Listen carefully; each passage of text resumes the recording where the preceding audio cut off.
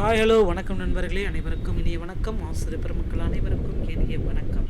இன்றைக்கி நம்ம இந்த ஒரு வீடியோவில் இதை பற்றி பார்க்க போகிறோம் அப்படின்னு பார்த்தீங்கன்னா, சென்னை உயர்நீதிமன்றத்தில் ஒரு சிறப்பான ஒரு அறிவிப்பு வந்திருக்கு. டெட் ஆசிரியர்களுக்கு உண்டான சில மகிழ்ச்சியான செய்திகள் வந்துட்டுருக்கு. என்னன்றது பற்றி எல்லாமே இந்த ஒரு வீடியோ தொகுப்பில் முழுமையாக நம்ம பார்க்கலாங்க.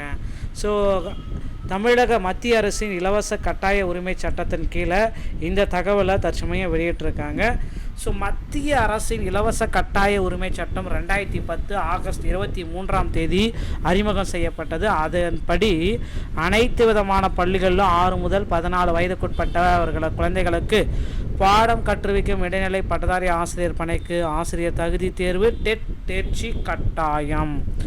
இந்த சட்டம் தமிழகத்தில் 2011 நடைமுறைக்கு வந்தது. அதன் பின் தமிழகத்தில் டெட் தேர்ச்சி அடிப்படையில் ஆசிரியர் பணி நியமனம் மேற்கொள்ளப்பட்டு வருகிறது.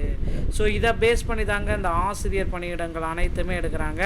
ஸோ கிட்டத்தட்ட 1.5 லட்சம் அரசு பள்ளி ஆசிரியர்கள் பாதிக்கப்படுவார்கள் என கூறப்படுகிறது. மேலும் தனியார் பள்ளிகளிலும் லட்சக்கணக்கான ஆசிரியர்களின் வேலைகளுக்கு சிக்கல் ஏற்பட்டுள்ளது. இந்த விவகாரம் தொடர்பாக அடுத்த கட்ட நடவடிக்கைகள் குறித்து ஆலோசனை கூட்டம் தலைமைச் செயலகம் முருகானந்தம் தலைமையில் சென்னையில் நடைபெற்றது.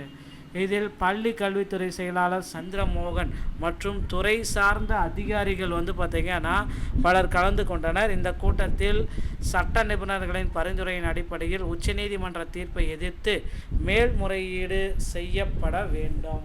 ஸோ உச்சநீதிமன்ற தீர்ப்பை எதிர்த்து அந்த மேல்முறையீடை செய்யணும். அதில் யாருக்கு சாதகமாக வருதோ அவங்க பார்த்திங்கன்னா பணியில் போகலாம் அப்படின்னு சொல்லிட்டு இருக்காங்க.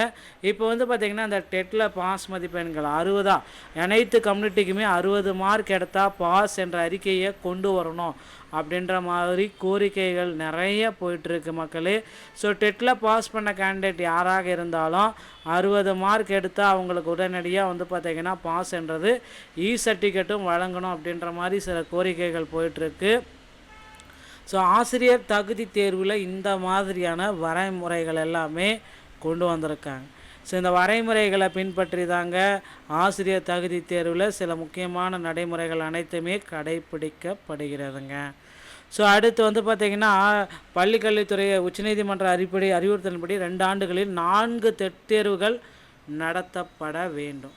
ஸோ 4 டெட் தேர்வுகள் உச்சநீதிமன்றத்துடைய நீதிமன்ற அறிவிப்பிலும் பிரகாரம் ஒரு ஆண்டுக்கு 4 டெட் தேர்வுகள் நடத்தணும் அப்படின்னு சொல்லியிருக்காங்க. ஆனால் இங்கே ஒரு டெட் தேர்வே நடத்தி முடிக்கிறது படாத பாடாக இருக்குது அப்படின்ட்டு ஆசிரியர்கள் நிறைய குற்றச்சாட்டுகள் வச்சுருக்காங்க. மேலும் பார்த்திங்கன்னா ஆசிரியர்களுக்கு சிறப்பு டெட் நடத்துவது குறித்து பரிசீலனை செஞ்சிட்ருக்காங்க. சிறப்பு டெட் என்றைக்கு வைக்கிறாங்க அப்படின்றது இன்னொன்று ப்ராப்பரான அப்டேஷன்ஸ் எதுவுமே வரல. அது மட்டுமே கிடையாது, காமன் டெட்டை உடனடியாக நடத்த போகிறதாகவும் சொல்லியிருக்காங்க. அடுத்து நீங்கள் எல்லாருமே எதிர்பார்த்த மாதிரி UGTRB மற்றும் BRTயோடைய நோட்டிஃபிகேஷன்ஸ் எப்பொழுது வெளியிட போகிறாங்க. இந்த ஆண்டுடைய ஜூலை மாதத்தில் அது நடக்கும். ஸோ அதற்குண்டான அப்டேட்டை இன்னும் ஒரு சில தினங்களில் ஏப்ரல் மற்றும் மே 5 வெளியிடுவாங்க அப்படின்ற அப்டேட் எதிர்பார்க்கலாங்க. ஸோ அடுத்து நீங்கள் எல்லாருமே எதிர்பார்த்த தமிழக அரசு TRBயில் தற்சமயம் ஆசிரியர்கள் தற்காலிக ஆசிரியர்களை அதிகளவு எடுக்க போகிறதா தகவல் வந்திருக்குங்க. பொறுத்து நம்ம பார்க்கலாம். அடுத்து நீங்கள் எல்லாருமே எதிர்பார்த்த இன்னொரு விஷயம் என்ன அப்படின்னு பார்த்தீங்கன்னா, இந்த அசிஸ்டன்ட் ப்ரொஃபஸருடைய தேர்வை உடனடியாக ரத்து செய்யணும் அப்படின்ற மாதிரி கோரிக்கைகள் போயிட்டுருக்கு. ஸோ நிச்சயமாக இந்த அசிஸ்டன்ட் ப்ரொஃபஸருடைய தேர்வை உடனடியாக ரத்து செய்ய போகிறாங்க. 70க்கும் மேற்பட்ட வினாக்களில் குளறுபடிகள் இருக்குது. அதனால் அசிஸ்டன்ட் ப்ரொஃபஸருடைய தேர்வுகளை உடனடியாக ரத்து செய்ய போகிறதா தகவல்கள் வந்திருக்குங்க. நண்பர்களே, இந்த ஒரு வீடியோ பதிவு உங்களுக்கு பிடிச்சிருக்குன்னு நினைக்கிறேன். மீண்டும் ஒரு நல்ல தகவலோடு நான் உங்களை சந்திக்கிறேன். நன்றி, வணக்கம்.